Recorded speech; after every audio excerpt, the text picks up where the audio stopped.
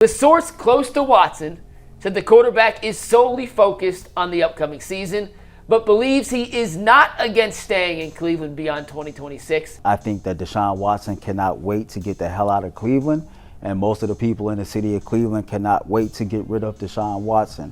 The conversation in Cleveland is already heating up, and it's not even mid-season yet. The question floating around isn't about wins, stats, or even who's starting at quarterback today. It's something bigger, heavier, and way more uncomfortable. Is there any real scenario where Deshaun Watson re-signs with the Cleveland Browns after the 2026 season? Because right now, depending on who you ask, the answers are completely split between absolutely not and it would take something historic. And that gap alone tells you everything about where this situation stands. The noise started picking up again after OTAs opened for the Cleveland Browns. Media access, cameras rolling, and the same underlying storyline refusing to go away. Then came the ESPN report from Daniel Oyefusi and Jeremy Fowler, and that's where things shifted.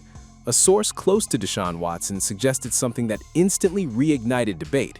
He is focused on the upcoming season, but not against staying in Cleveland beyond 2026 if things go well. On paper, that sounds simple. In reality, it cracked open a conversation nobody in Cleveland can fully escape. The beat reporters say he looks great. I mean, they're all trying to tell us this, prepare us for this, try to get the fans on board real quick before they actually roll him out as a starter is what it feels like the Browns are doing this time around. We'll see how that actually looks. Here's the part nobody is talking about. That one sentence doesn't actually mean there's mutual interest. It only means possibility exists in theory. And theory is a dangerous thing in football, especially when you're dealing with a $200 million plus contract history, injuries, public perception, and a fan base that has already emotionally moved on multiple times.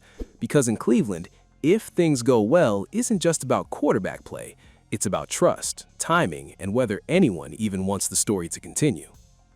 Inside the local discussion, one analyst didn't hesitate to shut the door on the idea. The argument was blunt. Even if Deshaun Watson somehow plays well enough to earn another contract, it doesn't automatically mean he'd want to stay. The belief is simple. This relationship has already been emotionally exhausted on both sides. The city has seen the highs and the lows, the expectations and the injuries, the massive contract and the lack of return on investment. And that's where things get complicated, because football decisions aren't always football decisions anymore. No matter what he did in a positive light off the field, it wasn't enough to wash away what people had in their mind about the allegations. And then when you show up and you don't play well, then that's a double negative. And so people have already, we talk about labels. When somebody make their mind up about how they feel about you, I don't care what you do as a man or a woman. Hard to change. Like, it's hard to change that. And for me, I ain't got no type of interest in being around nobody who don't care for me.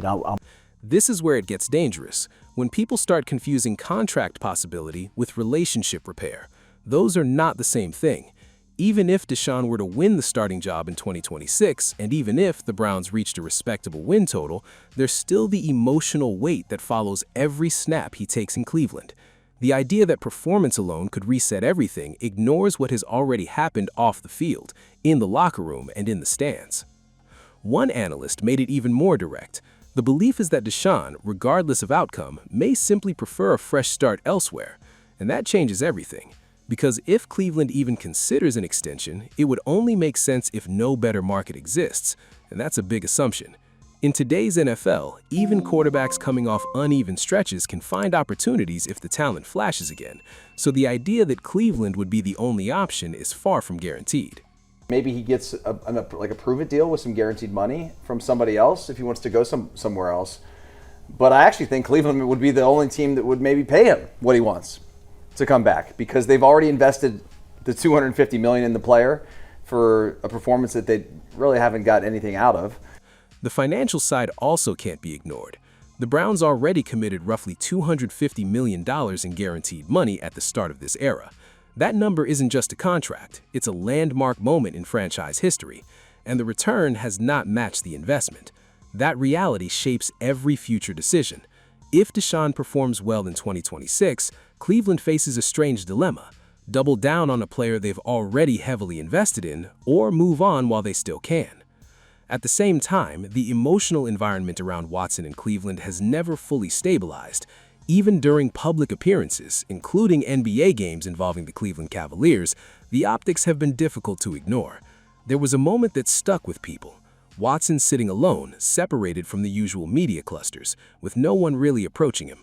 Whether that reflects reality or perception, it still shapes how fans interpret the relationship between player and city. He gets hurt, first injury. Comes back after the Achilles tear. Fans cheer when he was getting carted off the field. I don't think you forget stuff like that. No. Then at the Cavs game, the one part you didn't mention, Yeah. and I was going to set that up for you. I'm okay sharing this. As we're leaving, we see Deshaun walking out. Yes, we do. And some random person walked up to Deshaun, and just a random fan and said, explicit word you, Shedeur for life. Unprompted. Then you layer in fan behavior, because that is where everything becomes completely unfiltered.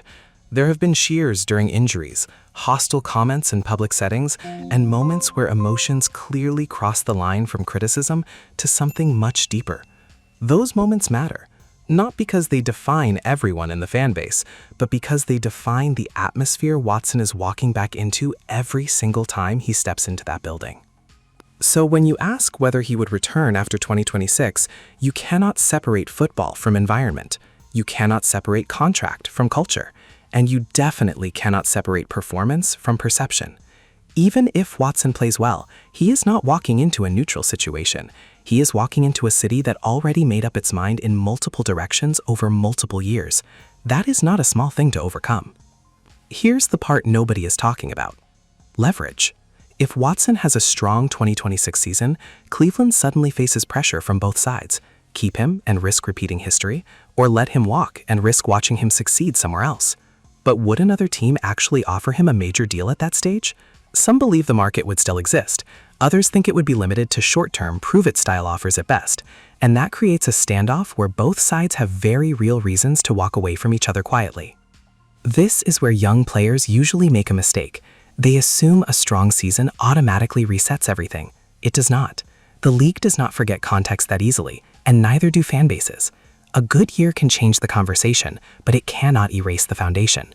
In Watson's case, the past is not a footnote. It is the lens through which every future decision gets interpreted.